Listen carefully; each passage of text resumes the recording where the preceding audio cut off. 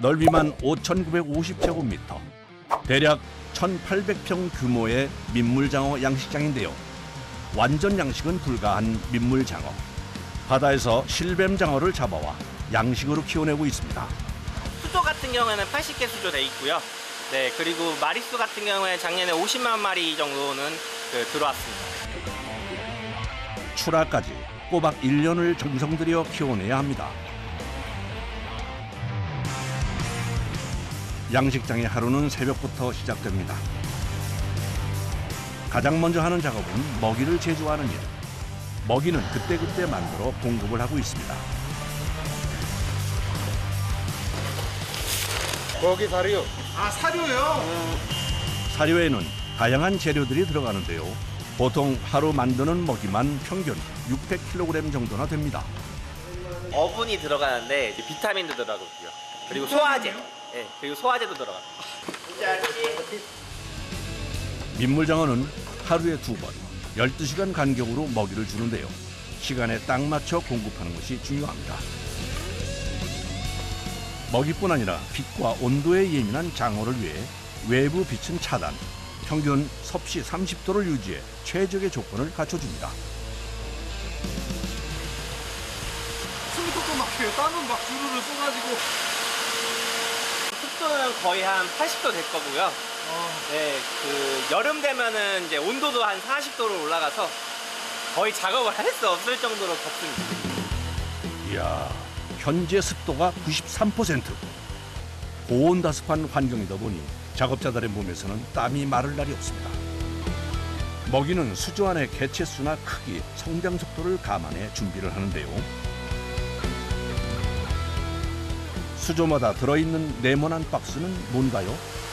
밥통입니다. 먹이가 도망가지 않도록 이게 여기 먹이통에다만 주는 거죠. 그리고 여기가 먹이를 먹이는 곳이라는 걸 학습시키기 위해서 계속 똑같은 곳에서만 주는 거예요. 밥때가 되니 먹이통으로 들어오는 장어떼. 흔드니까 막 올라오는 것 같아요. 예, 지금 배가 고파서 밥 줄 때가 된 걸 아는 녀석들은 손이 들어가면 먹인 줄 알고 공격을 합니다. 새벽 5시 30분, 사료 주는 시간에 딱 맞춰 동시다발적으로 먹이 공급을 시작하는 작업자들. 후각이 발달한 민물장어들이 냄새를 맡고 한순간에 먹이통으로 몰려듭니다. 이야, 먹이를 먹는 모습, 그야말로 장관이네요. 정말 대단한 먹방입니다.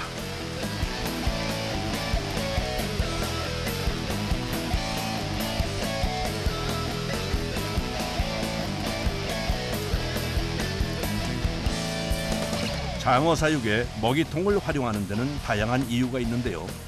그중 하나가 물 위로 올라오는 장어를 자세히 살펴보기 위해서입니다.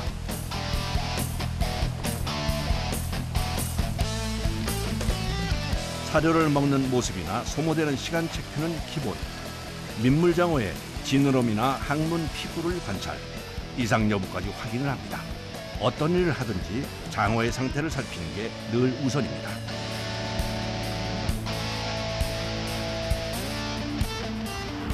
한순간에 치고 올라와서 빠지는 그런 형태가 가장 좋은 상태의 고기라고. 아, 그러면 보시면 이렇게 돼요. 남아있는 거는 먹이가 부족해서 다음번에 먹이를 좀 더 주시는 건가요? 네, 그렇게 판단해가지고 더 올려줄 수도 있고요. 24시간 계속 관리를 해줘야 된다는 게 많이 힘들죠.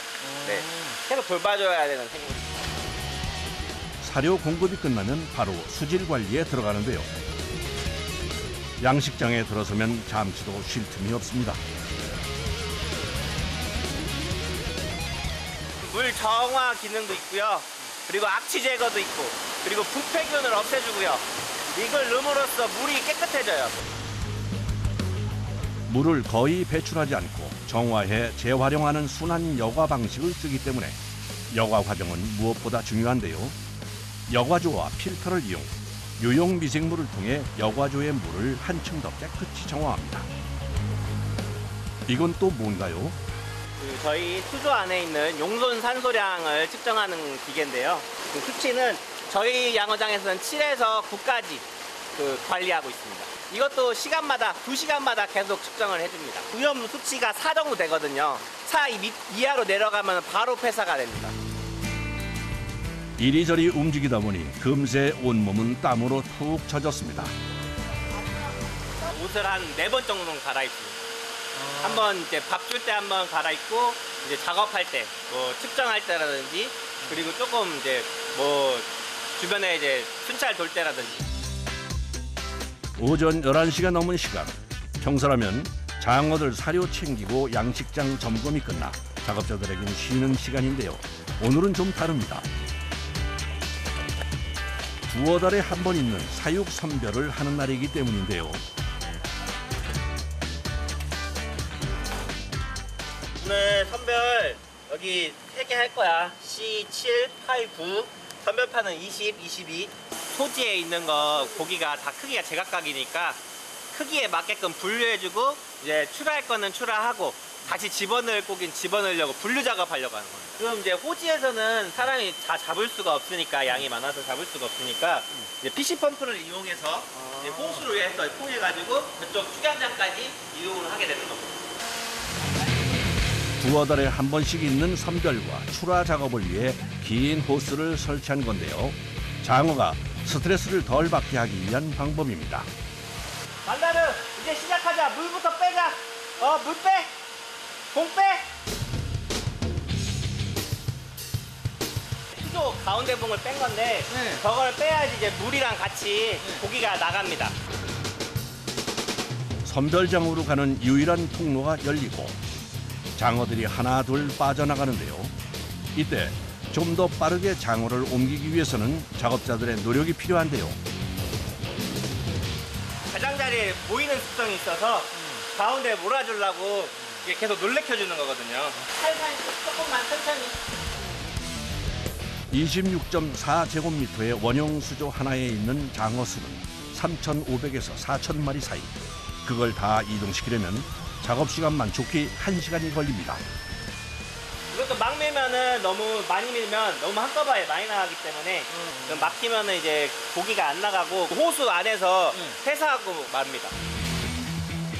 장어 한 마리도 빠짐없이 나가는 걸 확인하면 수조 작업은 끝이 나는데요.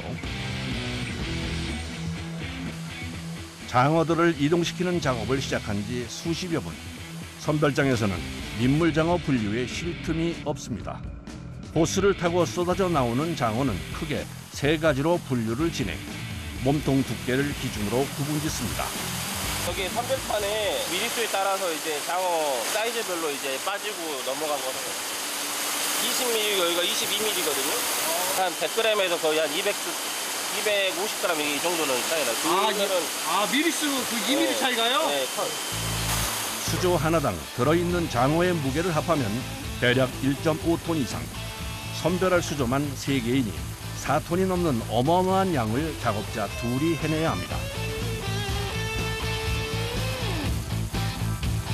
굵기에 따라 분류된 장어들은 각각의 수조로 구분돼 분리해 두는데요. 정확한 선별을 위해 쉴 새 없이 움직이는 작업자. 장어의 이동은 기계의 힘을 빌리지만 선별대에서만큼은 수작업을 하는데요.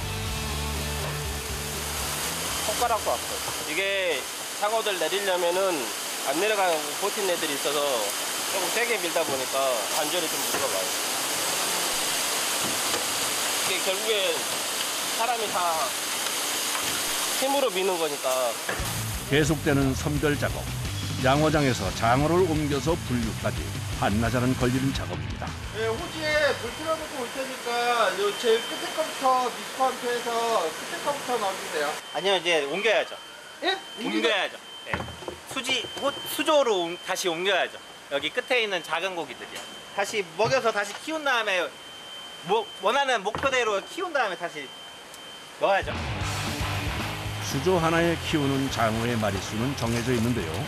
틀리지 않도록 무게까지 확인해 옮겨줍니다. 34. 어딘지 알지?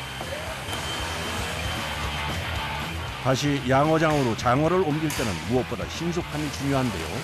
스트레스를 덜 받게 하려면 최대한 빠르게 수조에 넣어줘야 합니다. 선별 기준 이하의 민물장어는 다시 양어장으로 이동, 1, 2개월 정도 키워 선별장으로 보냅니다.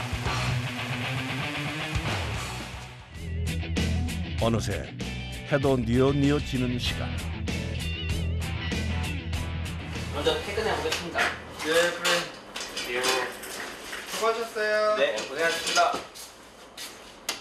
이제 숙소 가서 쉬고 이제 내일 일할 거 준비해야죠. 숙소요? 네. 저희 여기 바로 앞에가 기숙사입니다. 아, 집으로 따로 가시는 게 아니고요? 네, 저희 퇴근이 없어가지고요. 아, 기숙사예요? 네, 기숙사에 살고 있습니다. 오후 5시 30분. 장어의 먹이를 챙기면 일과는 어느 정도 끝이 나는데요. 일단은 저희 그 밤에도 무슨 일이 일어날지 모르잖아요. 뭐 펌프가 멈춘다든지 정전이 일어난다든지 뭐 이게 그러면은 이제 고기들 죽을 수도 있으니까 예, 그 대기 차원에서 여기 있는 거죠. 그냥 여기 그냥 메인 몸이네요. 네, 그렇습니다. 일하는 것 자체가 땀이 많이 나는 일이기 때문에 겨울에는 한 2번 정도 빨래하는 것 같고요. 네, 그리고 여름에는 한 4번 정도 벗어가지고 갈아입죠. 또 뭐 하루 끝나는 일과로 네, 마무리니까요.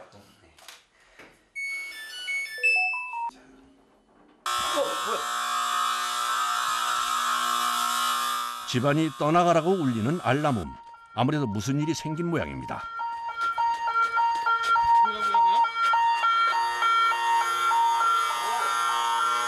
알람부터 멈춰. 몇 번이야? 19번 내려간 것 같은데. 한번 19번 보러 갔다 오자. 상황 파악을 위해 서둘러 양어장으로 가는 작업자. 야행성이라 빛에 예민한 장어를 위해 최소한의 빛만 사용합니다. 나갔네. 네, 펌프 죽은 것 같은데요? 여기 게이지 다 내려갔어. 공구 챙기고. 네. 양어장 내부의 습도가 높다 보니 기계 고장이 잦은 편인데요. 특히 산소 공급 펌프는 민물 장어의 생장에 있어 필수 장비. 1시간 내로 산소 공급을 하지 않으면 폐사될 수 있어서 서둘러야 하는데요.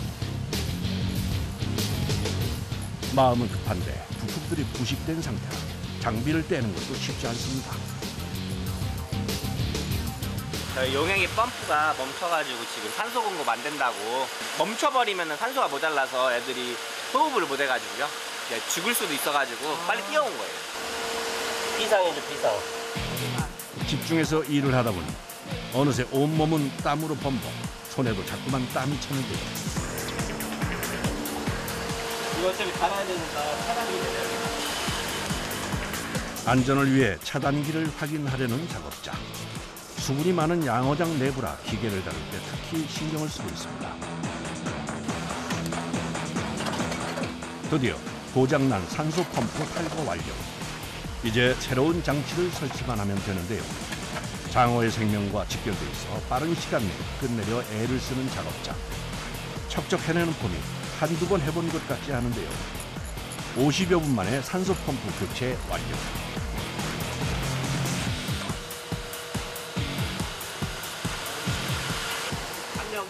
다행히 제대로 작동하는 것 같네요. 안 나와요.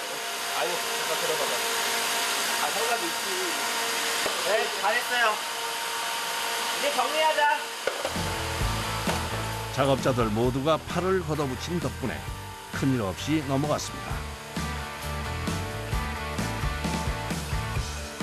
힘들죠? 네. 계속 이제 긴장을 어느 정도는 하고 있어야 되니까 네, 좀 약간 그거 말고는 이제 조금 원래 이런 일이 별로 없거든요. 네, 이미 관리가 다 잘 돼 있는 곳이라 네. 네, 이런 일은 거의 한 달에 한 번 일어나면 많이 일어나는 거고요. 아, 그래요? 네, 내일 새벽에 네. 그 출하도 있고요. 하니까요. 그래요? 네, 이제 빨리 가서 쉬어야죠. 드디어 다사다난했던 하루가 끝이 났습니다. 다음 날 새벽 일찍부터 양식장이 분주합니다. 장어 출하가 있는 날이라 작업자들이 여럿 모였는데요.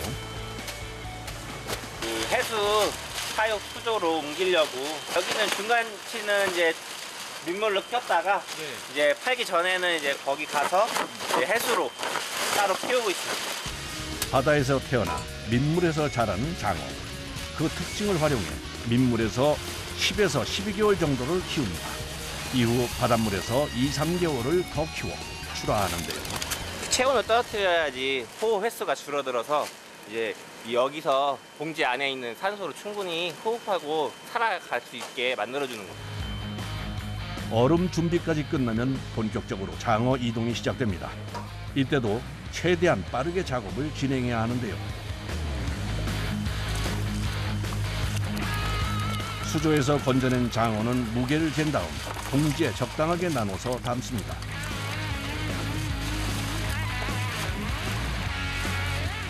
마지막으로 산소를 채우면 되는데요.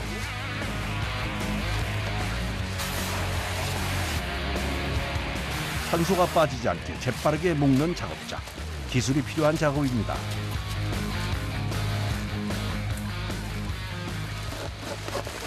나중에 수산집 가서 네. 쉽게 풀릴 수 있게. 아. 이게 이렇게 보여도 네. 바로 돌리면 바로 빠져요. 바로 들면 빠져가지고 작업을 다 편할 수 있게. 공기는 새지 않게 막고 그 작업 시 편리성까지 갖춘 포장법. 오랫동안 일을 하며 배운 노하우입니다.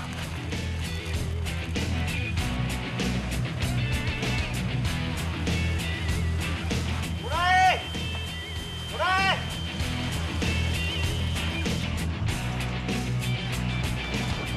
태안 이동하는 것까지 하면 한 5톤 됩니다. 장어들을 싣고 3시간여를 달려간 곳은 충청남도 태안. 이곳에 해수로 된 양식장이 있는데요. 바닷속에 배관을 매립, 태안 앞바다에 물을 끌어서 사용하고 있습니다.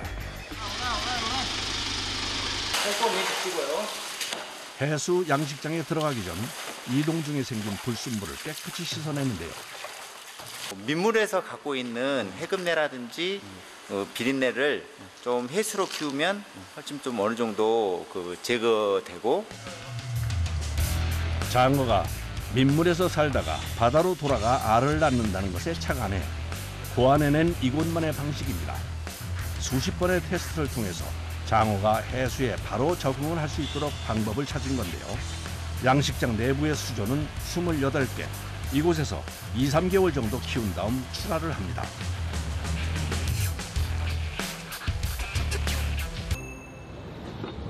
바로 참다랑어 양식에 노력하는 사람들이 있었기에 가능했는데요. 천혜의 자연 환경을 지닌 욕지도. 출하를 앞둔 참다랑어의 모습이 그야말로 장관입니다. 70km부터서 120km 정도 되는 구간의 고기가 1000수 정도가 있고 지금 15km에서 한 20km 정도 되는 게 지금 한 1,400수 정도가 있습니다. 참치 중에서도 최고급 참치가 참다랑어니까 최고의 참치를 키우는 거죠. 오늘은 참다랑어를 출하하는 날. 양식장으로 향하는 배 위에서 작업자들이 긴 막대를 배에 연결하며 바쁘게 움직입니다. 무엇에 쓰는 물건인가요? 이거 참치 잡기 위해서요. 낚싯대. 참치 낚싯대. 이게 낚싯대예요? 네. 참다랑어를 잡기 위해 특수 제작한 초대형 낚싯대를 사용하는 것인데요. 양식장이 물 반 참다랑어 반입니다. 이 음악에 있는 거는 우리가 2017년도에 입식을 해가지고 지금까지 큰 겁니다. 들어있는 숫자는 뭐 약 한 200수 정도. 5년간 키운 참다랑어를 잡기 위해선 미끼도 통 크게 준비하는데요. 좋아하는 고등어를 통째로 사용합니다. 미끼인 고등어를 던지자 다른 작업자가 그 주변으로 고등어를 뿌리기 시작합니다. 참다랑어가 고등어를 정신없이 먹는 사이 미끼도 물게 할 셈인데요. 고등어를 보고 달려드는 참다랑어 떼. 하지만 조금처럼 미끼에는 관심을 두지 않는데요. 혹시 눈치라도 챈 것일까요? 결국 낚싯대를 올리는 작업자. 왜요? 예. 안 잡으시는 거예요? 아, 고기가 안 물어가지고 다른 데 옮깁니다. 참다랑어는 지능이 높아 미끼를 구별하기도 한다는데요. 이런 경우 아예 다른 양식장으로 이동해서 처음부터 다시 시작해야 합니다. 다시 한번 심기일전에 참다랑어 낚시에 임하는 작업자. 배 위에 긴장감이 감돕니다. 양식장에서 키우는 참다랑어이긴 하지만 미끼를 물기 전까진 다른 낚시와 똑같습니다. 기다림의 연속인데요. 이 순간 온몸의 신경과 감각은 낚싯줄에 집중됩니다. 그리고 마침내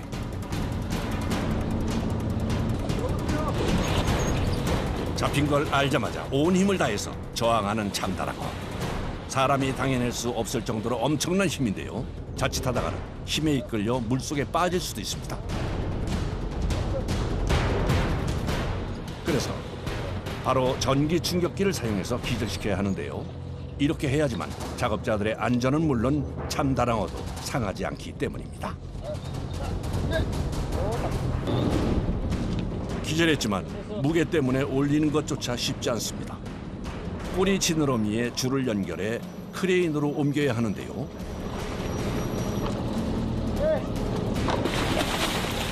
드디어 압도적인 크기를 자랑하는 참다랑어가 물 밖으로 꺼내집니다. 하지만 잡았다고 끝이 아닌데요. 이제부터는 시간과의 싸움. 손질을 늦게 하면 좋은 참다랑어도 맛을 버리기 때문에 서둘러 피부터 빼냅니다. 피가 제대로 안 빠지면은 고기가 비린 맛이 많이 나고 고기가 상품 질이 많이 떨어집니다. 이후에 내장 제거까지 숙련된 작업자의 손에서 신속 정확하게 이루어집니다. 신선도를 유지하기 위함인데요. 예, 빨리 해체 안 하면 부패가 됩니다. 열이 많아서 이 고기.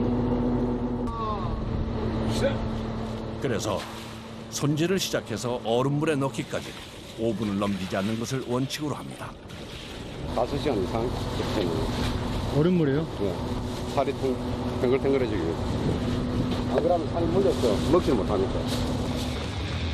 참다랑어는 낚싯대로 한 번에 한 마리밖에 잡을 수 없는데요. 그래서 오늘같이 주문이 몰리는 날에는 숨 돌릴 틈 없이 작업을 계속해야 합니다.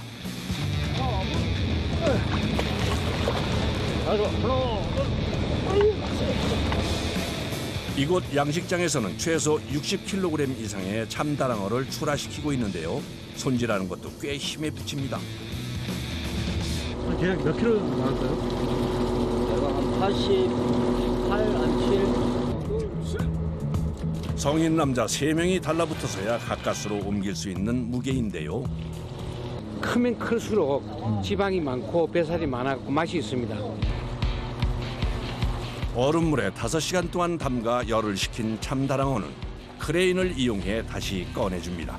포장 전에 다시 한번 구석구석 세척해서 남아있을지 모를 핏물을 제거해 주는데요. 곧이어 비닐을 씌워준 후 상자에 넣어 포장을 시작하는 작업자.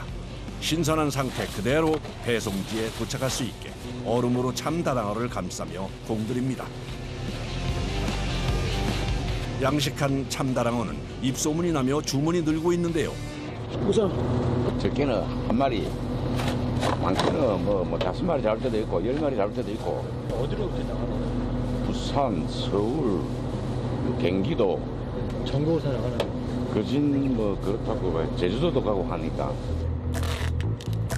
배송 도중 참다랑어 상자가 파손되지 않게 접착 테이프로 빈틈없이 막아주면 배송 준비가 끝이 납니다. 그제야 숨을 돌리는 작업자. 한 통을 다 드시네요? 예. 많이 힘드셨나봐요. 예? 많이 힘드셨나봐요. 모르겠어. 올리려면 오지게 느낀 거 힘듭니다. 곧바로 배를 타고 통영으로 나와 참다랑어를 보내는 작업자들. 그러더니 큰 트럭으로 향하는데요. 이번엔 참다랑어의 먹이인 냉동 고등어를 욕지도로 옮겨야 한다는군요. 이게 하나에 1.4톤. 1.4톤이요? 24kg짜리가 70개니까. 욕지도까지 가져가야 할 펠릿이 총 12개. 작업자들은 약 17톤의 고등어를 옮겨야 합니다. 서둘러 크레인에 연결해서 배 위로 옮기기 시작하는데요.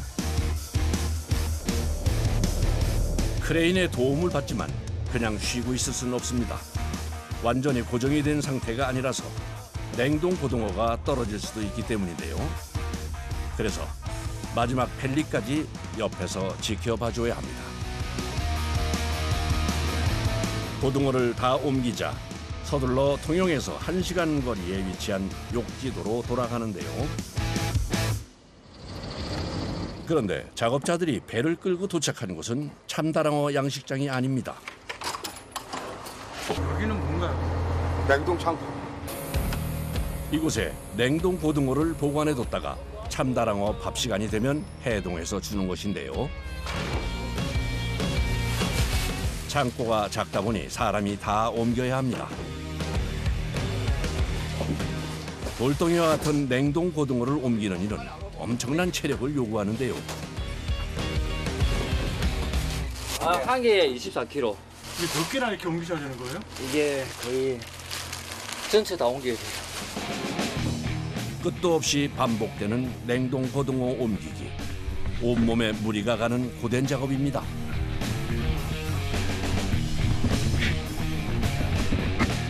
이거 하면 손도 아프고 허리도 아프고 다 아파요. 그래서 저는 복대로 이거 채광합니다.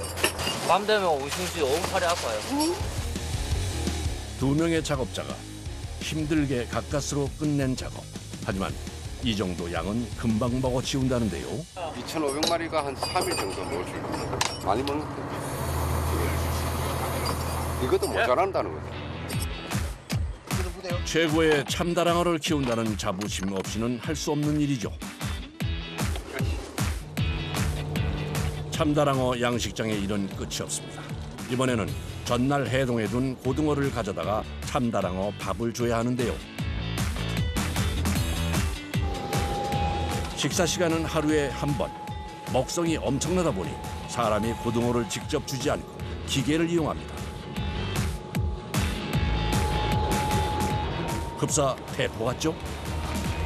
타기기에 이게 공기를 갖다가 밀어줍니다. 사로 넣으면 그러면 그 사로가 역시 크게 넣으면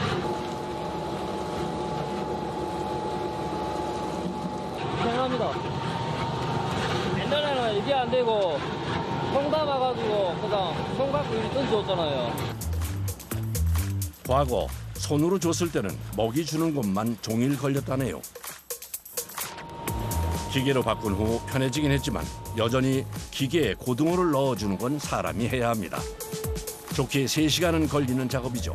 고등어를 주자 재빨리 먹이를 낚아채는 녀석들. 한 마리당 30마리씩 가까이 있어요. 이상 먹을 수도 있고 큰 놈들은. 참다랑어는 죽을 때까지 쉬지 않고 헤엄치는 까닭에 왕성한 식욕을 자랑하는데요. 그래서 어선들이 참다랑어가 좋아하는 물고기를 잡으면 이렇게 가져오기도 한답니다. 정경이.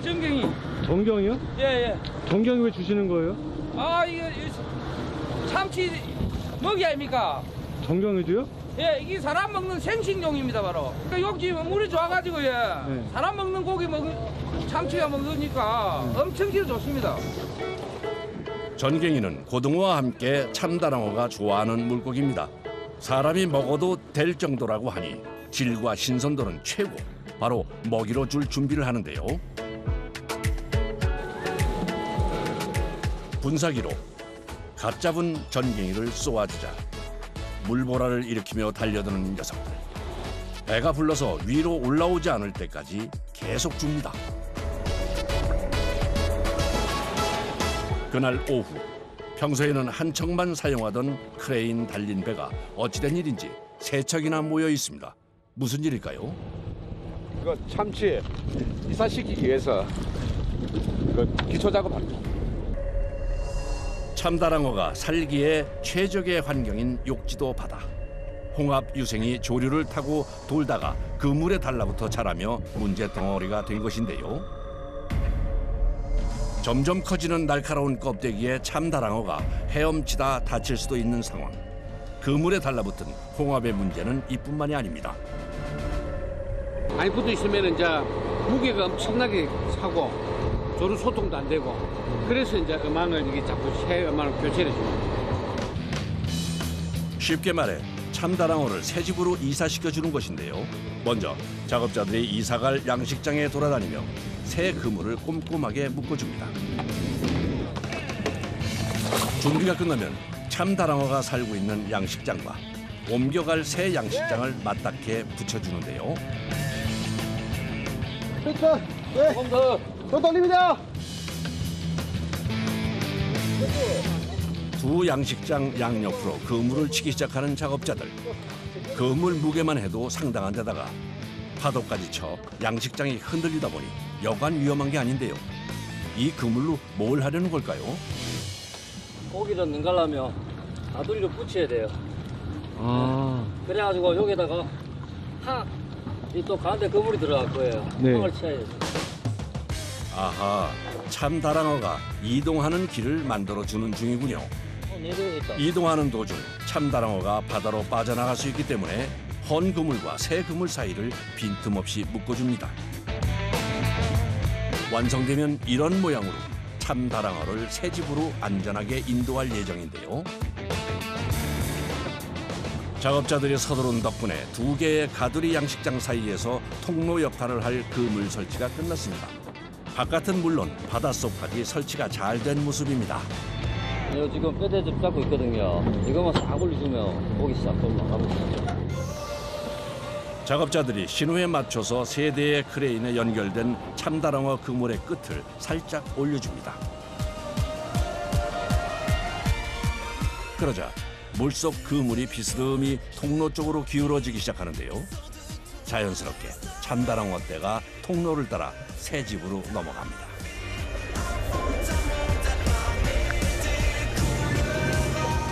텅 비어버린 헌집에 있는 그물은 다이버가 물속에서 원형 틀과 연결된 끈을 잘라주는데요. 이 그물은 따로 올려서 육지로 가져갈 계획입니다. 홍합이 많이 와가지고 그물이 시커멓잖아요 지금. 그래서 지금 갈았으면 10월 달에 가을에 한 번 더 갈아야 돼요. 1년에 2번. 최고급 어종인 참다랑어를 키우기 위해 오늘도 노력과 정성을 다하는 작업자들. 우리나라 근해에 지금 참다랑어 치어가 많이 오고 있습니다. 그걸 저희가 대량 입식해가지고 우리 국민들이 싼 가격에 최고의 단백질을 가지고 있는 맛있는 참다랑어를 저렴한 가격에 드실 수 있도록 열심히 노력하도록 하겠습니다. 다시 여기는 참돔 치어 수송작전 현장. 이른 아침부터 작업이 시작됐습니다.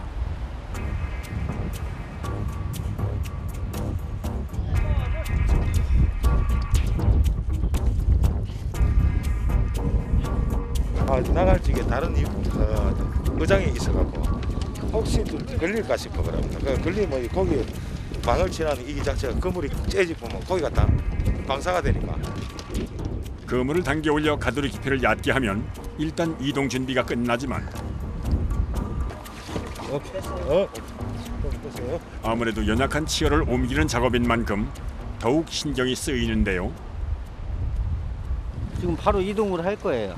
바로 이동이요? 네. 전체를 다 끌고 가시는 말씀이죠? 네. 동아 그쪽 뭐 매진 줄 있는 거 확인해봐. 바로 갈기다. 이쪽 너 이거 탁 튕기면 큰일 나. 저쪽으로 빨리 가요. 앉아요. 탁 튕겨요. 앉아라.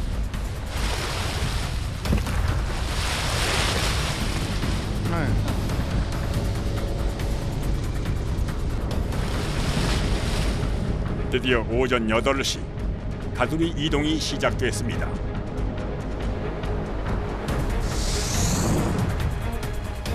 성체 가두리를 이동할 때보다 더욱 신중하게 움직이는 모습. 무게가 가벼운 치어는 아무래도 물살의 영향을 더 많이 받기 때문인데요. 요 앞에 돌 들어갔다 이어라. 저 뒷돌 있지? 뒷돌 갔다가 요쪽에 갔다 이어. 더욱 문제인 것은 목적지까지 가는 길에 석석 발견되는 장애물. 들어가자. 가 있나? 행여 그물에 걸릴 수 있으니 일일이 치우며 이동을 해야 합니다.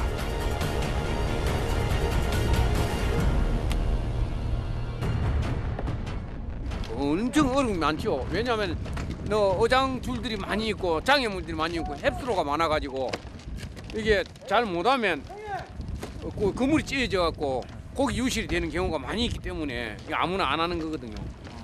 굉장히 힘든 과정이에요. 이게 신경이 쓰는 게 아니고 이거 한번 하면 사람이 늙어. 기어가는 듯한 속도로 이동하는 가두리. 벌써 2시간 남짓 시간이 흘렀습니다. 저 1시간 40분인데 지금 한 2마일 안 돼. 2마일. 2마일요? 예. 가두리의 프로펠러의 영향을 최대한 덜 받도록 길게 연결된 줄.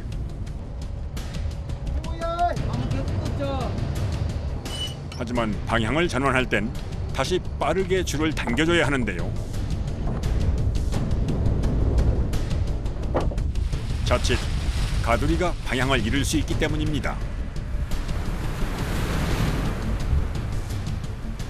줄을 많이 주면 턴이 잘 안 되니까 짧게 하다가 이제 안전한 거리에 오면 줄을 최대한 길게 줘가지고 이렇게 에인을 해야 고기가 다치지 않고 잘 갈 수 있습니다.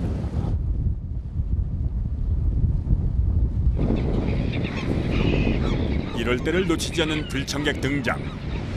죽어서 떠오르는 치어를 낚아채기 위해 갈매기떼가 호시탐탐 가두리를 노리는데요. 지금 이곳은 작은 생존의 전쟁터입니다.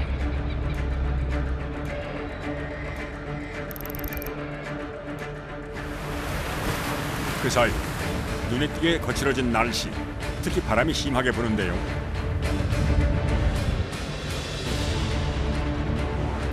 요동치는 바다에 치어들 상태가 못내 걱정이 드는 눈치입니다.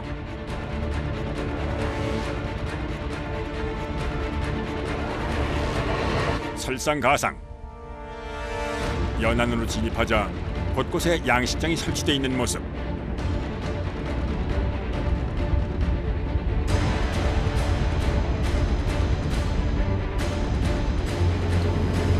장애물이 너무 많이 걸리는데.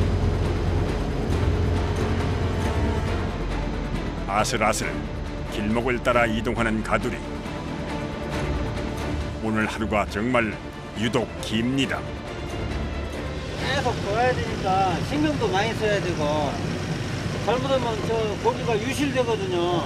유실 안 되게끔 다 신경을 써야 되니까 많이 힘들죠. 하시면 이제 집에 가면 완전 녹초되시겠어요? 네, 집에 가면 바로 자야죠. 이제 이곳만 통과하면 고지가 코앞. 모두의 간절한 마음이 통한 덕분인지 무사히 연안까지 진입을 했습니다. 출발한 지 9시간 30분 경과. 하지만 속도가 워낙 느린 탓에 아직 2시간 이상 더 가야 하는데요. 이제 앞에 부자가 별로 안 보이네요.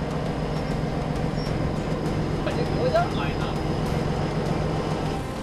한 10시간 이상 걸릴 때도 있고 지금 그래도 오늘 배가 2대가 붙어가고 빨리 온 편이. 이제 그래도 앞에 뭐 없으니까.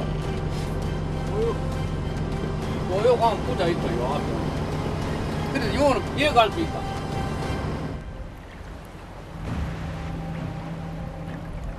여기는 조금 뭐 장애물이 없어요. 이제요? 좀 긴장 좀 푸시겠네. 아, 이제 좀 낫죠. 춥도 안 하고. 아이, 저 앞에 우리 내 앞에. 이미 점심시간이 훌쩍 지난 시간. 안정적인 위치에 도착하자 이연식 씨가 고생한 작업자들에게 대접할 특식을 준비합니다. 먹어야지. 정신. 실하게 살이 오른 싱싱한 참돔은 두툼하게 회부터 뜨고 매운탕까지 푸짐하게 끓이면 선상에서 차린 참돔 한 상 완성.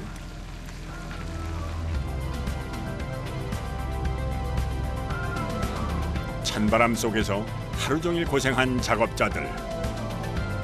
또 하루를 보람으로 꽉 채운 홀가분한 마음까지 더해진 귀한 식사입니다. 연어 양식장이 있다는 경상북도 김천시를 찾았습니다. 이곳에서는 총 16개의 수조에서 연어를 키우고 있는데요. 이게 국내산 연어입니다. 성인 남자 팔뚝보다 큰 연어부터 아직 어린 연어까지 한눈에 봐도 양이 상당합니다. 지금 저희 양식장에는 총 한 35,000마리 정도 양식하고 있습니다. 고추가 할 큰 것들은 600~700마리 정도 되고 1kg 정도 되는 게 5,000마리, 1kg 이해야 되는 이제 좀 작은 치어들 대략 한 3만 마리 그렇게 양식하고 있어요. 수조 안에서 건강하게 자라고 있는 모습인데요. 작업자의 보살핌 아래 잘 자라고 있네요. 연어는 냉수성 어종이라 무엇보다 물 온도에 민감합니다. 그래서 수시로 들여다보며 신경 써주는데요. 8.6. 연어 같은 경우는 15도, 16도가 가장 좋은 온도고 산소 농도는 한 8 이상만 나오면 별 문제는 없습니다. 요즘같이 더운 여름에는 깨끗한 안반수에 차가운 지하수를 섞어 온도를 맞춰준답니다. 밥줄 시간이 되자 사료를 가지러 가는 작업자. 연어는 사촌이라고 할 수 있는 송어 사료를 먹여서 키우는데요. 사료 크기가 전부 다 다릅니다. 호수별로 나눠지가 있습니다. 자라는 시기에 맞춰 사료도 신경 써서 먹인다는 연어. 특히 어린 연어는 사료 외에 작업자가 챙기는 것이 있다는데요. 가루가 꽤 수상해 보입니다. 비타민하고 소화제입니다. 연어들이 100g 이상 되면 내장이 커지기 때문에 먹이 섭취량이 갑자기 많아져서 폐사율이 높기 때문에 그걸 막기 위해서 비타민과 소화제를 섞어서 주고 있습니다. 어린 연어가 폐사하는 것을 막기 위해 사료 하나에도 정성을 쏟습니다. 서둘러 연어에게 가서 사료를 뿌려주는 작업자. 보기엔 쉬워 보여도 연어가 먹는 상태를 확인하며 시간차를 두고 줘야 하기 때문에 쉽지 않은 작업인데요. 작업자가 세심한 주의를 기울인 덕분에 먹이 경쟁에서 뒤처지는 연어가 한 마리도 없습니다. 먹이에 대한 반응이 없으면 배가 부르다는 뜻인데요. 연어 밥주기가 끝나자마자 이번엔 알 수 없는 기계를 들어서 수조 안에 넣습니다. 우유물이나 배설물을 갖다가 치우기 위해서 요 펌프 작동을 시켜가지고 할 수 있는 장비입니다. 사료를 먹은 만큼 늘어나는 배설량. 그대로 뒀다가는 수질을 오염시키기 때문에 빨리 청소해줘야 합니다.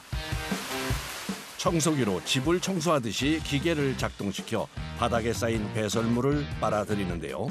이때 빨리 움직이면 가라앉은 배설물이 퍼질 수 있어 천천히 해줘야 합니다. 바닥 상태를 수시로 살피며 구석구석 청소해야 하는 작업. 시간이 갈수록 몸에 피로가 쌓이는데요. 장비가 좀 상태가 좀 무겁고 물속에 수압 때문에 밀고 다니기가 좀 힘들고요. 수압이 좀 있다 보니까 밑에 장하시는 발가락이 좀 아프고. 쉬지 않고 1시간 동안 청소한 결과 더러웠던 수조가 깨끗하게 탈바꿈했습니다. 작업자들이 좋은 환경에서 정성껏 키운 연어는 시어에서 1년 4개월이 지나면 출하가 가능한데요. 3kg가 넘어가지 않으면 기름이 좀 적어요. 원래 이 태평양 연어가 기름이 적은 데다가 어리면은 어릴수록 기름이 적거든요. 그래서 적당한 게 한 3kg 정도.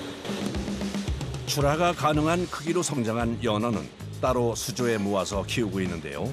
크면 클수록 먹이 먹는 양이 줄어서 어렸을 때보다는 적게 줍니다. 돌아다니며 사료를 주던 작업자가 한 수조는 그냥 지나치네요. 배설물 때문에 고기들의 내장 활동을 줄이고 고기에서 냄새가 나기 때문에 4일 전부터 사료를 주지 않고 있습니다. 연어 내장에 배설물이 남아있을 경우 냄새가 날 수 있기 때문에 출하 전 꼭 거쳐야 하는 순치 작업이랍니다. 수조에 들어가 포획할 준비를 하는 작업자. 뜰채를 이용해서 재빨리 연어를 노려보지만 쉽사리 잡히질 않습니다. 고기가 무척 빨라가지고 힘이 좋아가지고 잡아 꺼내기가 무척 힘듭니다. 거친 강을 거슬러 올라갈 만큼 힘이 세고 빠르다 보니 수조 안에 있다고 가볍게 봐서는 안 됩니다. 하지만 노련한 작업자를 계속 피할 수는 없는 법. 결국 잡혔습니다. 연어는 스트레스를 잘 받기 때문에 빨리 잡아야 되는 거죠. 되도록이면 빨리. 시간이 좀 이렇게 많이 지체하고 그러면은 저녁에 한두 마리씩 죽어요. 그래서 연어를 포획할 때는 1분 1초도 허투루 사용할 수 없는데요. 다행히 금세 출하할 양을 다 잡았습니다. 연어가 꽤 실하네요. 등은 두껍고 배는 좀 얇으면서 배가 단단한 것들. 예, 그게 좋은 연어예요. 뱃살이 많은 연어. 연어는 활어 상태가 아니라 손질해서 나가는데요. 다치는 것을 막기 위해 전기 충격기로 기절시킨 후 손질을 합니다. 최대한 살을 버리지 않게끔 머리를 좀 작게 잘라내는 거. 칼질할 때 살에 칼이 안 닿도록 하는 거죠. 칼이 닿으면 상품 가치가 없어지니까. 연어 손질에서도 피와 내장 제거는 필수인데요. 특히 신경 써야 하는 부분이 있답니다. 이 부분이 췌장인데 이 부분을 깨끗하게 제거를 해줘야 돼요. 이게 다 피인데 피가 있으면 시간이 지나면서 살 속으로 피가 들어가면은 비린내가 납니다. 그래서 요거를 최대한 깨끗하게 처리해주는 게 중요하죠. 내장이라고 다 버리는 것은 아니라고 합니다. 이게 연어 위장인데요. 요거는 양식장에서만 먹을 수 있어요. 쫄깃쫄깃하고 맛있어요. 소나 돼지 내장보다 더 쫄깃쫄깃합니다. 이 부분이 뱃살입니다. 오메가3 불포화 지방산이 가장 많이 모여있고 제일 맛있어요. 이 부분. 양식 연어의 장점은 이뿐만이 아닙니다. 손질이 끝나면 그 진가가 드러나는데요. 순수 살만 했을 때 53% 정도 나오죠. 그러면 굉장히 잘 나오는 겁니다. 다른 생선에 비해서는. 장어 다음으로 수율이 가장 좋은 게 연어예요. 다시 한번 순살 형태로 만들어주는 과정을 거치는데요. 러시아, 우크라이나 전쟁 이후 가격 경쟁력이 생겨 최근 주문이 증가했답니다. 많을 때는 50마리, 적을 때는 20마리 정도 하고 있습니다. 매일요? 매일요. 처음부터 끝까지 예민한 감각과 손 기술을 요하기 때문에 힘들 수밖에 없는데요. 손으로 하다 보니까 제일 힘든 건 손이 아픈 거죠. 손목이 많이 아픕니다. 하면.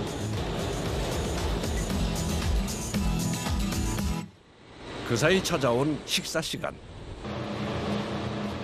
버릴 게 없는 연어가 반찬이 됩니다. 살은 이제 회로 다 팔고 부산물은 저희가 이렇게 구워 먹습니다. 가끔. 맛있습니다. 하하, 별미겠는데요. 오, 맛있게 차렸네요. 맛있겠다. 수고하셨습니다. 수고하셨습니다. 예. 바로 잡아 쫄깃한 연어회부터 고소한 뼈 부위의 매운탕까지. 이 군침 도는 한상입니다. 연어 양식장에서만 맛볼 수 있는 연어 요리. 시장이 반찬이 나지만 이 순간 이보다 더 맛있는 건 없을 것 같습니다. 일반 구이는 좀 뭔가 탄탄해가지고 약간 씹는 맛이 있다고 생각하면 얘는 좀 부드러워서 약간 쫀득쫀득한 느낌이 좀 더 강한 것 같아요. 일반 매운탕보다는 더 구수하고 보면은 시원하니 딱 소주 안주에 죽입니다. 그런데 이분은 왜 연어회를 먹기 전에 냄새를 맡는 걸까요? 연어가 흙내라는 게 나거든요. 비린내, 흙내 이런 게 나기 때문에 제가 가끔 이렇게 먹으면서 냄새가 나는지 안 나는지 이제 테스트하는 거예요. 이렇게 삼키지 않고 입에 안에 넣고 있으면 이 흙내가 이렇게 올라오거든요. 그게 있는지 없는지를 확인하는 거예요. 괜찮습니다. 없습니다. 양식인데도 흙내가 나나요? 날 때가 있죠. 보통 저희는 한 4일, 5일 정도 굶기고 이제 출하를 하거든요. 그렇게 되면 흙내가 좀 많이 줄어들죠. 예, 그래서 이제 출하하기 전에는 항상 이렇게 확인합니다. 점심이 끝나자 손질해 놓은 순살 연어를 빠르게 회로 썰어 포장합니다. 최대한 고객이 신선한 상태로 받을 수 있게 한 것인데요. 아침에 주문 받은 거는 그날 아침에 바로 작업해가지고 오후에 택배로 내보내고 있습니다. 최고의 양식 연어를 키우기 위해 보이지 않는 곳에서 땀 흘리는 작업자들. 이들이 있는 한 연어가 국민 생선이 될 날이 멀지 않을 것 같습니다. 끄라비 지역에 위치한 약 26만 제곱미터 규모의 새우 양식장. 무슨 급한 일이라도 생긴 걸까요? 서둘러 달려오는 작업자들.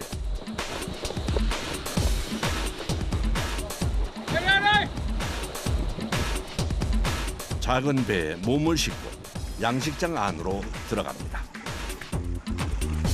เสียครับเครื่องตีน้ำเสียแล้ว 양식장 내에 뭔가 문제가 생긴 모양입니다. ออกซิเจนในบ่อเนี่ยต่ำแล้วมันต้องรีบเสริมเครื่องไวๆเลยแต่ไม่นั้นเดี๋ยวกุ้งมันจะตาย 고장난 수차를 분리해 끌고 나오는 작업자들. 갑자기 작동을 멈춰버렸다는데요. พอดีมันเสียครับอะไรอ่ะ 물 온도를 조절하고 산소를 공급하는 역할을 하는 수차. 양식장의 새우 관리를 위해 꼭 필요한 장비인데요. 장시간 작동이 멈추게 되면 새우 폐사로까지 이어질 수 있답니다. สายพายขาดครับเราต่อนิดนึงก็ได้แล้วครับ 다행히 간단한 수리로 문제 해결이 가능한 모양이네요. 전선 연결 후 마무리를 해줍니다. 이제 다시 원위치로 옮겨 설치해주면 되는데요.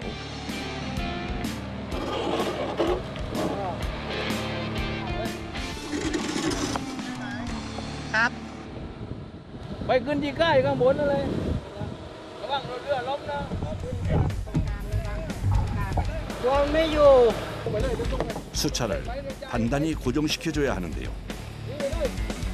ไปหน้านิดนึงไปหน้านิดนึงไปหน้านิดนึงไปหน้านิดนึง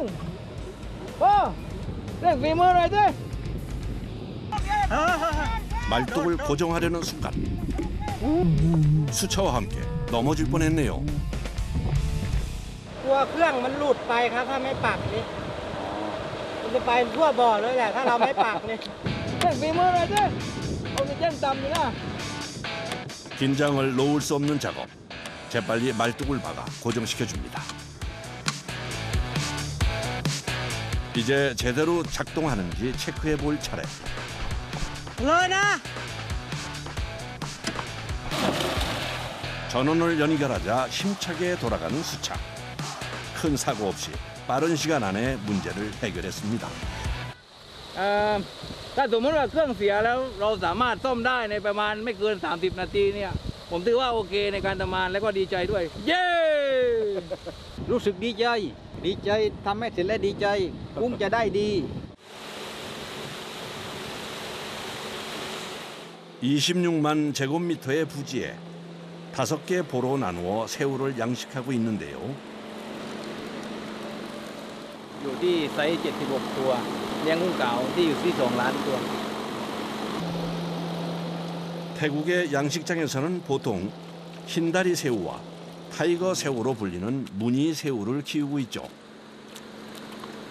ณวันนี้ที่รสชาติในกระบี่กุ้งในที่เขาเลี้ยงในกระบี่ในวันนี้เพราะความเค็มมันสูงนะครับกระบี่เราเลี้ยงกุ้งแบบธรรมชาติและเราจะไม่ได้ใช้ยานะครับแล้วทำให้รสชาติของกุ้งมันจะออกมาหวานและจะดูน่ากินนะครับผมที่นี่วางแผนเป้ากำไรไว้ที่20 ล้านใน1 ปีนะครับในการเลี้ยงกุ้งขาวนะครับผม 최고 품질의 새우 생산을 위해서는 수질, 온도, 사료 등 신경 써야 할 것이 많다는데요. ส่วนผสมของที่เราใช้ผสมอาหารนะคะจะเป็นกลุ่มของวิตามิน แล้วก็พวกน้ำมันปลาที่ช่วยเคลือบให้กุ้งสามารถเข้ามากินอาหารได้อย่างดีขึ้นนะคะเป็นเรื่องของกลิ่นตัวบำรุงที่ทำให้สุขภาพตับเขาแข็งแรง แล้วก็ทำให้กุ้งโตดี แล้วก็มีรสชาติที่ดีด้วยค่ะ 크고 껍질이 단단한 새우로 성장시키기 위해 사료에 영양제까지 혼합해 준비하고 있답니다. ณวันนี้ครับใน1บ่อกินอยู่บ่อละ400 กิโลถ้า3บ่อตอนนี้ 1,200 กิโลนะครับใน1 วัน 하루 혼합 제조해 만들어야 하는 사료의 양만 1,200kg. 각 보마다 설치된 사료통에 일정한 양만큼 부어줘야 하는데요. มันต้องใส่ได้ของมันระดับ150แล้วก็ไปทำงานอื่นก็ได้ถ้าว่าอาหารขาดนี่ก็คือกุ้งก็ไม่ได้กินต้องใส่โค้กก่อนนะ 예전에는 한 보당 400kg씩 일일이 뿌려줘야 했지만 지금은 자동 급식기를 통해 사료 보급이 이루어진답니다. 하지만 작업자가 직접 사료를 뿌려줘야 하는 경우도 있는데요. ตอนนี้ให้อาหารนี้ให้กุ้งเล็กครับกุ้งยังเล็กต้องบาดมือครับขาดมือ10วัน 생후 10일까지 어린 새우들에게는 일정한 양의 사료를 뿌려줘야 한다는군요. 수면 아래 흩어져 있을 새우들이 골고루 먹을 수 있게 이동하며 사료를 뿌려줍니다.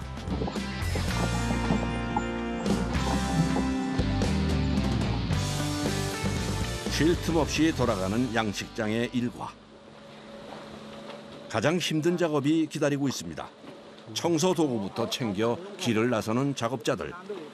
ล้างที่นี่ครับนี่ตรงนี้ครับ 새우 출하를 끝낸 양식장인데요. 바닥을 드러낸 양식장으로 들어섭니다.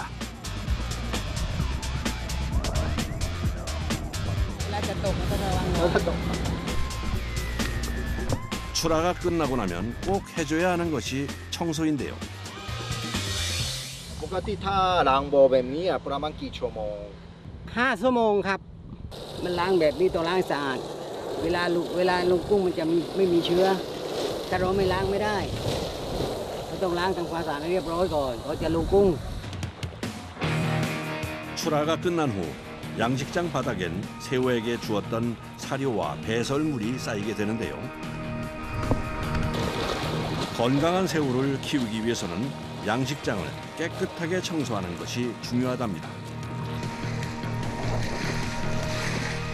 เหนื่อยอยู่ครับ มันเหนื่อยกล้ามเนื้ออะไรแบบนี้เหนื่อยกล้ามเนื้อเวลาเรารุนนั่นแหละ 바닥에 쌓인 잔재를 치우고 난 후 약 일주일간 햇볕에 건조시켜야 새로운 새우를 받을 준비가 끝납니다. เพื่อว่าจะได้มีตังค์ฝากไปให้ลูกที่บ้านครับ เพราะว่าฝากพ่อฝากแม่ไว้อยู่ลูกที่บ้านนะครับ เพื่อเลี้ยงครอบครัวในชีวิตประจำวันนะครับ 가족을 위해선 힘든 일도 버텨낼 수 있답니다. 그날 오후 식사 준비가 한창입니다. 직접 키운 새우를 맛있게 튀겨내는데요. กุ้งอร่อยไหมครับ อะไรคะ อร่อยไหมครับ อร่อย 만일의 사고에 대비해 임시 숙소에 머물며 24시간 교대로 근무한다는 작업자들. 힘든 작업을 끝낸 후 함께 식사를 준비해 나눠 먹곤 한다는데요.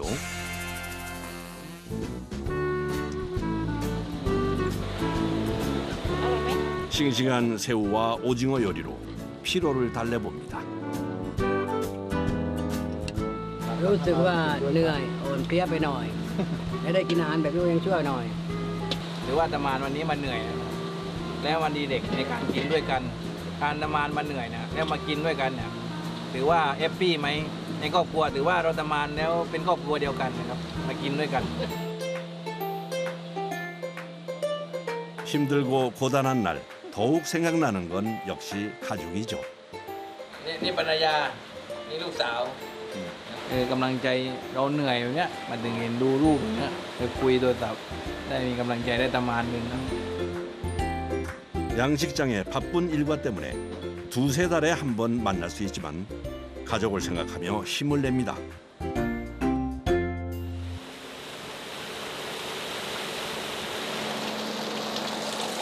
하루를 마무리하기 전 매일 해야 하는 일이 있다는데요.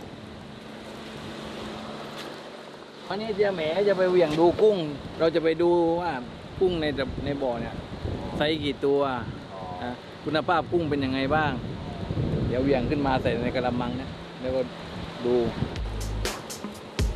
일정 크기로 자라고 나면 매일 새우의 상태와 수질을 점검하고 있다는데요.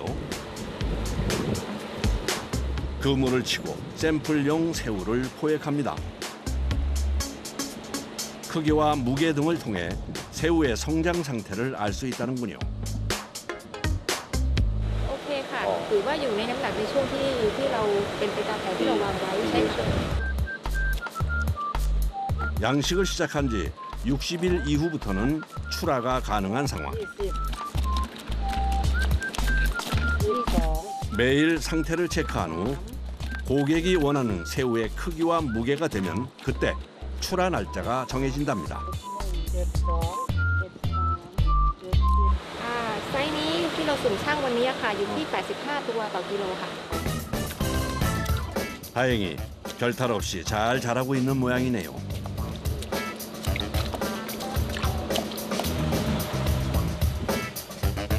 좋은 사료와 적절한 온도 그리고 깨끗한 물이 좋은 새우를 키워내는 필수 조건인데요. ในแต่ละวันนะคะเราจะมีการตรวจเช็คคุณภาพน้ำแล้วก็สุขภาพกุ้งด้วยนะคะโดยที่นี่เนี่ยเราจะมีการมอนิเตอร์ตรวจทุกๆวันค่ะในการตรวจคุณภาพน้ำนะคะวันละ 3 ครั้ง 수질이 오염되면 새우가 바이러스에 감염될 확률이 높아지기 때문이죠. 자칫 바이러스에 노출되게 되면 시간을 들여 정성껏 키워온 새우를 모두 폐기해야 하는 최악의 상황을 맞을 수 있기 때문에 늘 긴장 속에 관리하고 있답니다.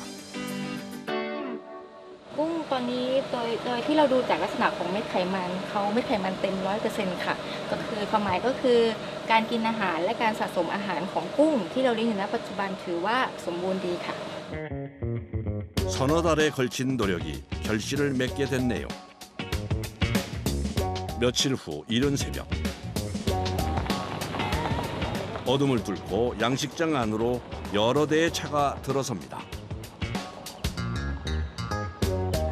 ไม่มาเลยมาคอยโกรธเวลาจะถึง วันนี้ก็จะประมาณ 1,350 กิโลโดยประมาณค่ะ 이른 새벽 양식장에 등장한 이들. 새우 출하를 위해 모인 작업팀입니다. บางทีก็จับตุ้ม2 ตุ้มบางทีก็ตอน7 โมงเช้า8 โมงเช้ามี 부쩍 더워진 날씨 때문에 해가 뜨기 전 새벽 시간에 작업을 시작하기로 했는데요. 새우의 신선도를 유지해줄 얼음부터 준비합니다. 한쪽에선 출하에 사용될 장비를 점검 중인데요. 그런데 뭔가 문제가 생긴 모양입니다. ถ้ามีเครื่องไม่ทำน่าจะทำงานไม่ได้นะ ต้องคอยเพราะว่ามันกัดไม่ได้มันออกซิเจนมันก็จะตายต้องให้ออกมันตลอด 산소 공급기에 이상이 생겼는데요. 만약 이대로 기계가 작동하지 않으면 출하를 진행할 수 없습니다. 서둘러 상태를 살피는 작업자. 오랜 시간 준비해온 새우 출하가 취소될 위기에 놓이자 작업자들 사이에서 긴장감이 흐릅니다.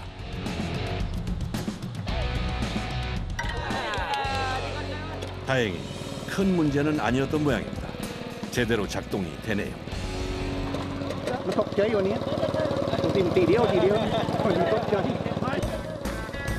긴장했던 작업자들의 얼굴이 밝아집니다. 관을 연결해 새우를 담을 통마다 산소 공급을 시작하는데요. 어느새 양식장 주변이 밝아졌습니다. 시간이 지체된 만큼 출하 준비를 서두르는데요. 그물부터 준비합니다. มันก็ขึ้นอยู่กับกุ้งมันแต่ผมว่ามันขึ้นอยู่กับกุ้งแต่กุ้งเราเยอะก็ชั่วโมงนึงแต่ถ้ากุ้งเราหลายรอบแล้วจับหลายรอบแล้วมันก็ประมาณ2 ชั่วโมง 양식장의 새우들을 한데 모으기 위해 그물치기에 들어간 작업자들. 넓게 원을 그리며 그물을 내리고 난 후 물속으로 뛰어듭니다. หนาวมันหนาวแต่ว่า 넓게 쳐놓은 그물을 서서히 끌어당기며 중앙으로 새우를 몰아넣는데요. 물속과 바깥에서 호흡을 맞춰 그물을 당깁니다.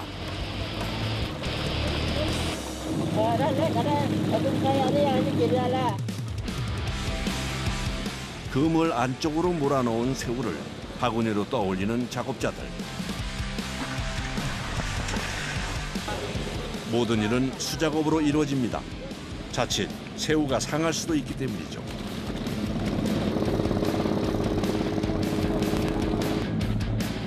건져 올린 새우는 크기와 상태에 따라 분류해 주는데요. 색깔로도 상품을 구별할 수 있다는군요. แต่ถ้าสีฟ้าเราไปต้มแล้วเนี่ยมันออกสีส้มไม่ใช่สีแดงแต่ถ้าเป็นพวกสีน้ำตาลอย่างเนี้ยกุ้งพอเราต้มแล้วน่ะสีมันจะขึ้นเป็นสีแดงรสชาติมันก็อร่อยแล้วก็เนื้อมันนุ่มมันน่ากินน่ากินกว่าสีฟ้าครับ 날이 밝아올 무렵 시작된 출하 작업은 뜨거운 햇볕이 쏟아질 때까지 이어집니다. 더운 날씨에 새우가 상하기라도 할까 손길이 분주해지는데요.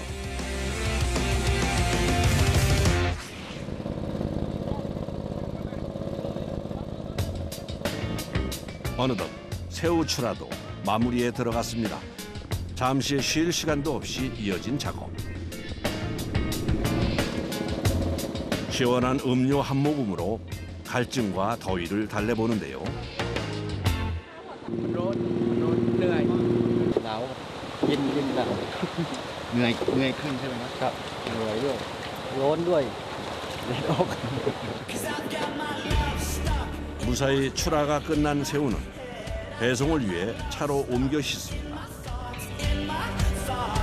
ก็ครับเลี้ยงกุ้งเป็นผลประกอบการผลกำไรอ่ะมันได้เยอะตอนนี้ก็มาเลี้ยงกุ้งก็ประสบผลความสำเร็จมาเยอะแล้วตอนนี้ก็มีบ้านเป็นของตัวเองมีรถเป็นของตัวเองมีเงินเก็บมีครอบครัวที่ดีขึ้น 정성 하우스 안에 들어가자 수조가 먼저 눈에 띄는데요. 인기척이 느껴지자 예민하게 반응하는 녀석들. 민물의 제왕 쏘가리입니다. 신어 산란용으로 갖고 있는 게 한 암수해갖고 한 200여 마리 되고요. 한 10에서 15cm 내외 되는 게 5,000미 정도. 치어로 산란해서 크고 있는 게 한 25,000미 정도 크고 있습니다. 요게 쏘가리입니다. 요게 이렇게 딱 들어가기만 해도 딱 날을 세우고 있잖아요.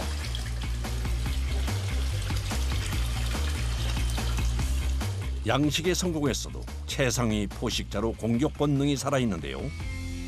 저희 같은 경우 요게 한 3년 정도 키운 거라서 사이즈가 20cm 이상 되고 양식화가 또 상당히 좀 어려운 품목에 있어서 많이 신경을 쓰면서 하고 있죠.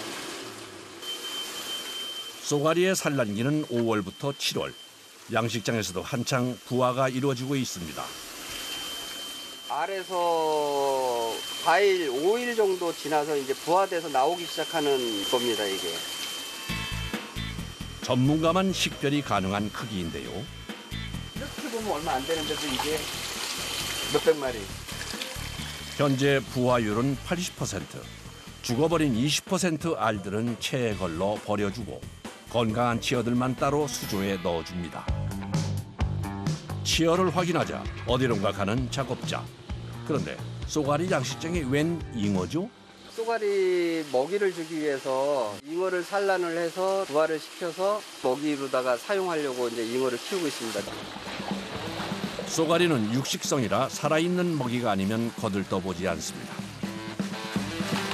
그래서 치어 때부터 먹이를 공급해 주는 것이 무엇보다 중요한데요. 알이 잘 된 것만 골라서 배가 좀 빵빵하게 나온 놈들이 이제 주로 알을 뺀 거고요. 쏘가리 치어를 위해선 항상 산란이 가능한 잉어도 준비시켜야 합니다. 한 놈인데 이 정액이 이렇게 나오는지 확인하고 선별한 잉어는 산란실로 만든 수조에 넣어주는데요. 이때 암수 비율을 달리합니다. 순놈 10마리에 암놈 5마리입니다. 순놈을 조금 더 넣어주는 게 이 수정이 잘 이루어지는 것 같습니다. 이어서 수조에 수초 역할을 할 차광막을 넣어주는데요. 잉어가 낳은 알이 붙어있게 해주는 역할을 한다네요. 마지막으로 수온을 올려서 산란할 수 있는 환경을 조성해줍니다. 잉어과들은 보통 20도에 키우면은 25도나 27도, 2, 3도 올려갖고는 안 되고 5도 이상 올리면 다음날 바로 수정이 됩니다. 바로 어저께 잉어를 산란을 시켜서 넣어놓은 수조입니다. 이게. 여기에 붙어 있는 게 이게 다 이제 잉어 알들입니다. 오, 많이도 나왔네요. 잉어가 4, 5일 되면 부화를 하는데 부화된 잉어들입니다, 이게. 잉어 한 마리당 부화시키는 치어가 약 2만 마리. 총 10만 마리의 치어가 탄생한 것인데요. 10만 마리라고는 하지만 워낙 작기 때문에 족대로 잡아도 잘 보이지 않을 정도입니다. 하지만 쏘가리 치어가 먹기엔 딱 좋은 크기. 안쓰럽지만 바로 주러 가는데요. 이거를 주면 아마 쏘가리도 같이 막 이제 활동성이 강해질 거예요. 쏘가리 치어가 있는 수조에 잉어 치어를 넣어주자 바로 쏜살같이 움직이며 먹이 사냥을 시작하는데요. 작아도 쏘가리 치어가 먹는 양이 상당하답니다. 크기에 따라서 틀리는데 지금 먹고 있는 얘네들 같은 경우엔 거의 3마리당 한 7, 8마리 그 정도는 먹는 것 같아요. 이게 현재 저희가 갖고 있는 양이면 이제 한 열흘 정도면은 다 소진이 되죠. 100만 마리 잉어 치어도 금세 먹어치우는 것인데요. 그래서 3cm로 자랄 때까지는 살아있는 잉어 치어를 먹이고 그 이후엔 사료를 먹여 키웁니다. 엄선해서 고른 사료인데요. 일반 사료들은 단백질 함량이 한 30% 정도밖에 안 되는데 장어 사료는 이제 단백질 함량이 한 45% 이상 돼 갖고 고기를 성장시키는데 일반 사료보다 좀 탁월한 효능이 있어서 쏘가리의 먹이로 활용을 하고 있습니다. 그냥 사료를 주는 것이 아니라 손반죽을 해서 쏘가리 크기별로 먹기 좋게 만들어서 주는데요. 특히 쏘가리 치어의 경우 갑자기 사료를 주면 거부 반응을 일으킬 수 있기 때문에 최대한 잉어 치어와 비슷하게 만들어줍니다. 쏘가리는 지금 현재 한 3cm에서 4cm 정도 되고 이 정도 되는 애들한테는 우리가 사료를 한 1cm 정도 크기로다가 맞춰갖고 던지죠. 이렇게 2주간 정성을 쏟아도 사료화에 실패하는 개체가 생깁니다. 일주일 정도 지나다 보면 폐사가 될 애들은 먹이를 못 먹는 애들은 몸 색깔이 변해요. 까마사름하게. 그 폐사율은 한 10에서 한 15% 정도 보고 있습니다. 같이 부화해도 사료를 못 먹다 보니 결국 폐사하게 되는 건데요. 이 고비를 넘겨 쏘가리가 살아남아도 수시로 살펴줘야 합니다. 이제 크기를 좀 선별해 갖고 조금 큰 놈들하고 작은 놈들하고 구분해 놓으려고. 똑같은 시기에 태어났어도 먹이 경쟁에서 뒤처지면 몸집에서 차이가 나는데요. 결국 폐사로 이어질 수밖에 없습니다. 이제 이렇게 큰 놈들이 있고 이런 놈들하고 이게 훨씬 차이가 많이 나니까 이제 얘네들이 먹는데 얘네 때문에 치여서 이제 항상 먹이를 놓칠 때가 많거든요. 그럼 성장하는 게 이제 차이가 많이 나는 거죠. 쏘가리가 놀라지 않게 세심한 손길로 한 마리씩 선별 작업을 해줍니다. 양식을 위해 필요한 작업이지만 워낙 예민해서 한두 달에 한 번씩 해준다네요. 쏘가리 양식장을 둘러보던 작업자가 뭔가를 발견합니다. 바로 죽은 쏘가리인데요. 양식을 하면서 폐사는 감수해야 하지만 속상함은 감출 수 없습니다. 거의 한 8개월, 9개월을 키운 건데 스트레스 받아갖고 이렇게 죽는 경우가 나오는데 이걸 최대한으로 안 나오게 하려고 조심히 다루게 되는데 그래도 이제 이런 게 나오더라고요. 그럴 때는 이제 뭐 내 키운 거다 보니까 속상하죠. 불가능이라 여겨졌던 쏘가리 양식. 성공의 밑바탕에 작업자의 정성이 있었습니다. 지금 가격에서는 시가로 나오는데 일반 소비자들도 이제 대중화가 돼서 저렴한 가격으로 요게 이제 우리 식단에 올라갔으면 하는 바람입니다. 통영에선 부표를 띄우고 그 아래에 굴을 붙인 조가비를 길게 늘어뜨려 키우는 수화식 굴 양식을 하고 있다. 양식이라 하지만 굴 스스로 바다의 플랑크톤을 먹고 자란다. 종굴은 언제나 바닷속에 잠겨 있으므로 바위의 굴보다 성장이 빠르다. 6, 7월경 우량한 어린 굴을 선별해 오래 설치한 뒤 겨울에 수확하는 것이다. 줄을 끌어올리는 것은 기계의 힘을 빌리지만 바다 농사를 수확하는 것은 온전히 사람의 몫이다. 줄을 당기자 껍질이 붙어있는 각 굴이 모습을 드러내고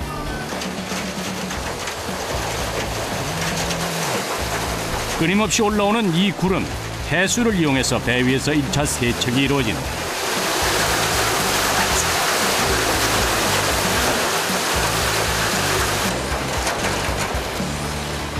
굴이 올라오기 무섭게 빠른 속도로 망 속에 펼쳐야 한다.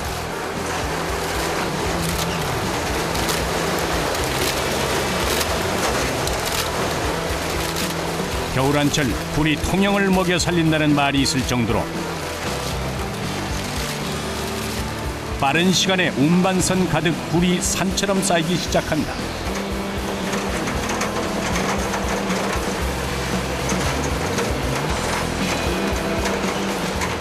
이 두 줄로 잡아 나가는 끝에까지 그 채취하는 과정이 한 시간 한 30분 내지 한 40분 보고 있지.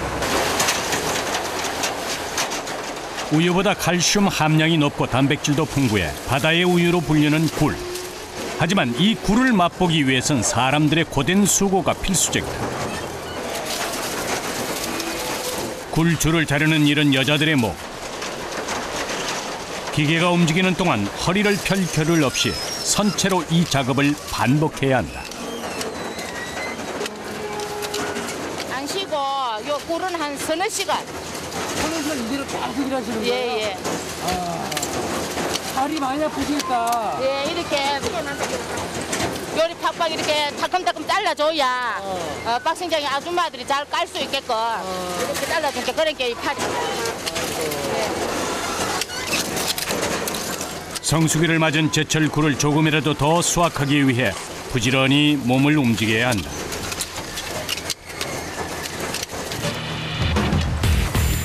여자들이 굴을 자르는 동안 한편에선 남자들은 굴 채취 과정에서 떼어낸 부자를 정리하는 작업을 해야 합니다.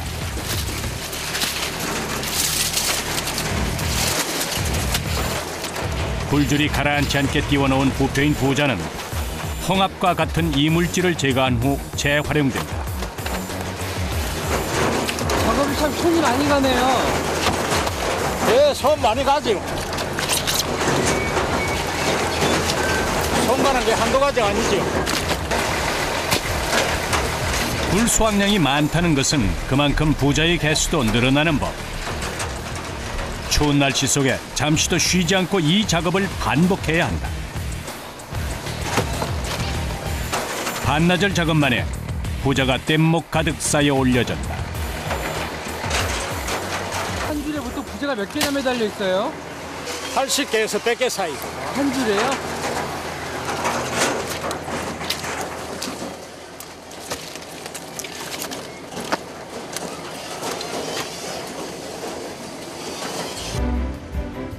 통영 앞바다를 하얗게 수놓은 부자들. 부자를 정리하는 것으로 굴 채취 작업은 마무리된다.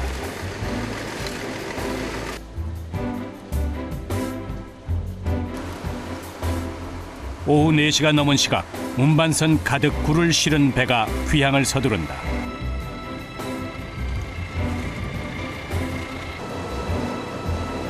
바다에서 나는 것들이 그러하듯 굴 또한 신선도가 생명, 채취하기 무섭게 육지로 운반해야 한다.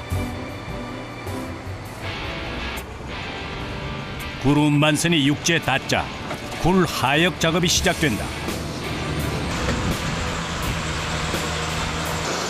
그물 하나에 실린 굴의 무게는 약 1톤. 약 40에서 50톤의 굴을 육지로 옮기는 것도 쉽지 않은 일. 끊임없이 쏟아지는 굴.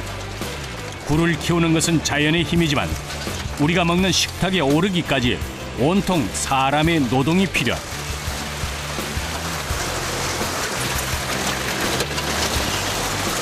이렇게 쏟아진 굴은 곧바로 가공 공장으로 향한다.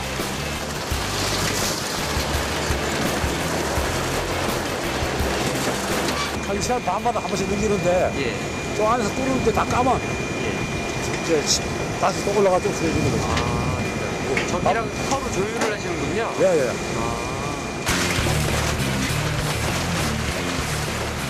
공장으로 연결된 레일을 통해 내려오는 싱싱한 굴은 신선도 유지를 위해 24시간 이내에 껍질을 벗겨내는 박신 과정을 거쳐야 한다.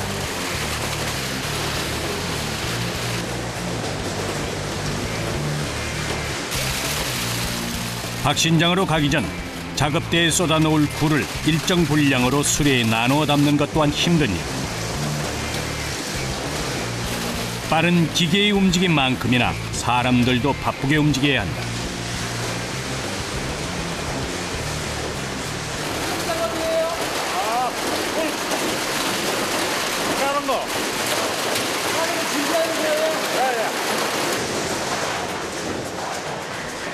철제 수레 하나에 담긴 굴의 양은 약 7-80kg. 굴이 작업대에 내려지기 무섭게 박신 작업이 시작된다.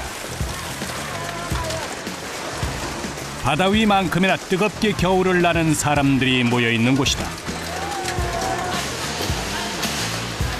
이 가공 공장에서 박신 작업을 하는 사람들 수만 약 80여 명. 굴 껍질을 벗기는 박신은 세상 좋아진 요즘에도 사람의 손이 아니면 불가능한 작업이다. 한겨울 통영의 안악들이 모두 이곳에 모인다는 말이 있을 정도인데 베테랑은 굴 하나를 까는데 30-40초, 하루에 작업량만 40kg에 이른다. 새벽 6시부터 꼬박 10시간 넘게 지속되는 이 일은 힘은 물론이고 높은 체력이 요구되는 작업이다. 통영의 생굴은 보통 한 알에 8에서 10g 정도. 하루에 4,000번 이상의 손을 움직이는 고된 작업이다. 이 엄마들은 말이 선수다, 선수. 있으면은 이 앞에 쪽에서 한 3분의 1 정도 딱 하면은 이게 딱 붙어 있거든, 눈에. 그래서 하면 한 3분의 1 정도는 연면은 있어요. 일한 만큼 품삯을 받는 일이기에 허리 한번 펼 겨를 없이 바쁘게 손을 움직이고 있다. 팔을 쥐고 일하는 작업의 특성상 조금만 긴장을 늦추면 종종 위험한 상황이 벌어지곤 한다. 대부분 경력 20-30년 차 베테랑들이지만 초보자들은 종종 손을 다치기도 한다. 굴칼이 들어가는 순간 명쾌하게 껍질이 열리기도 하지만 위험한 상황이 벌어지기도 하는 것이다.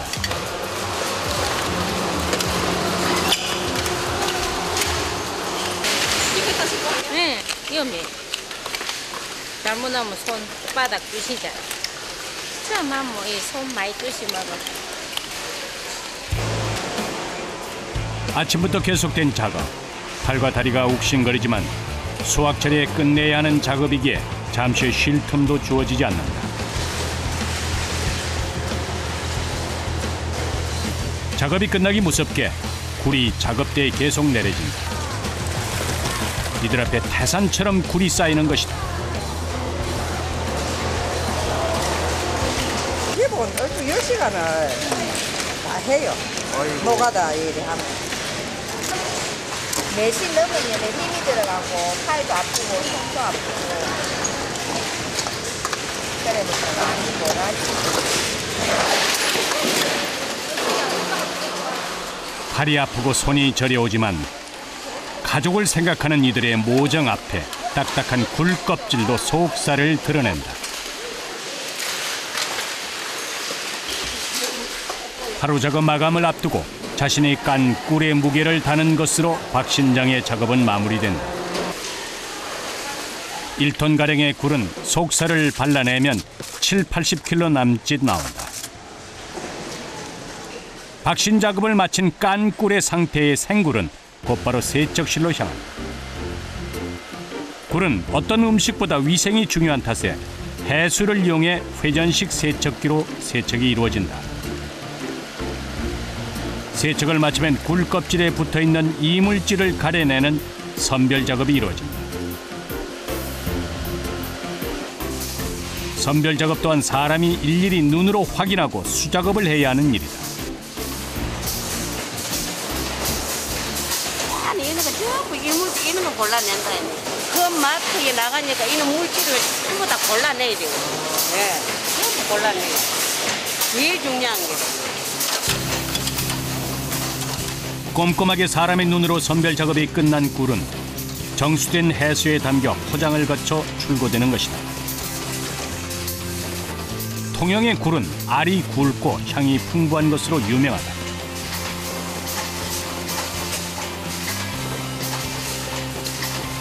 굴수에 대해서 보면은 연간 한 4만 톤 정도가 생산됩니다. 이 남해안에서 되는 게.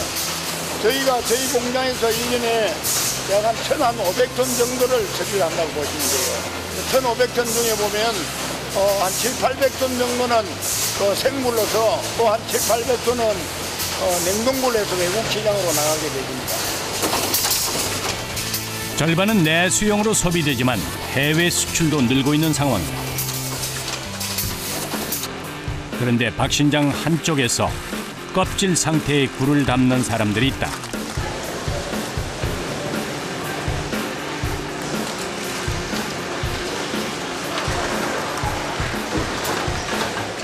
껍질이 붙어있는 각굴 상태 굴을 재빨리 트럭에 옮겨 싣고 있는 것.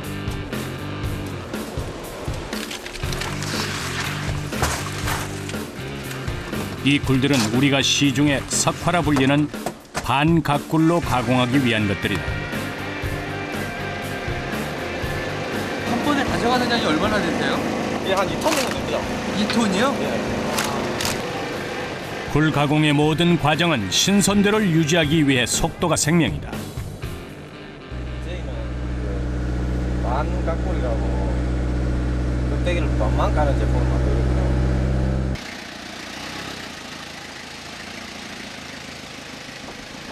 통영의 반각굴 가공 공장.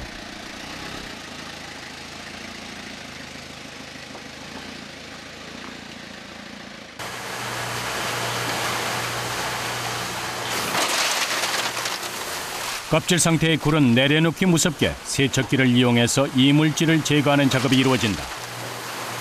눈으로 봤을 때는 일반 굴과 큰 차이를 보이지 않는데 석화로 쓰는 굴은 뭐 다른가요 좀?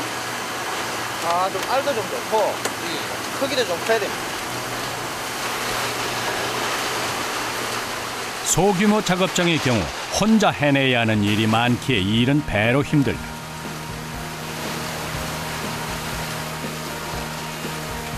회전식 해수 세척기를 통과한 알이 굵고 큰 굴은 역시 네일을 이용해서 가공 공장으로 곧바로 옮겨진다.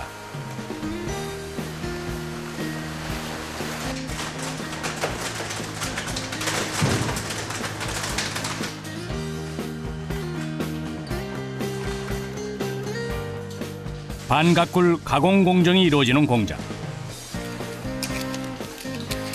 일반 박신 작업과 크게 달라 보이진 않는데 반각굴은 더 세밀한 작업이 필요하다. 이런 거를 자르면 안 된다 그 말이죠. 이런 거. 왜 예. 그런 걸 자르면 안 돼요? 그런 모양이 없잖아요. 이렇게 딱 한 분이 살아 있어야 되는데 그거는 상품 가치가 없는 거죠. 저걸 잘못 자르면? 네. 나이테가 선명하면서 바다의 향을 품은 반각굴은 일반 생굴에 비해서 맛과 향이 진한데 약 30% 높은 가격을 받을 수 있다. 몇 년이나 하셨는데? 여기에 있는 사람들이 한 10년에서 한 20년 이상은 다 된 사람일걸요. 이렇게 사람들은 숨 돌릴 틈도 없이 온 힘을 다해 이 작업을 이어가고 있다. 육안으로 봤을 때는 비슷해 보이지만 굴도 생육기간에 따라 그 맛과 향에서 큰 차이를 보인다. 박신을 마친 굴은 신선도 유지를 위해 냉동 팩에 넣어서 포장하는 마지막 과정을 거친다. 이거는 1년산이에요. 1년산으로 이제 이게 1년산이에요? 예. 이때 무렵에 이제 접붙여가지고 바다에서 키우면은 그 다음 해 가을 되면 이걸 채취해가지고 알코올을 까거나 아니면 이렇게 하프로 나가고.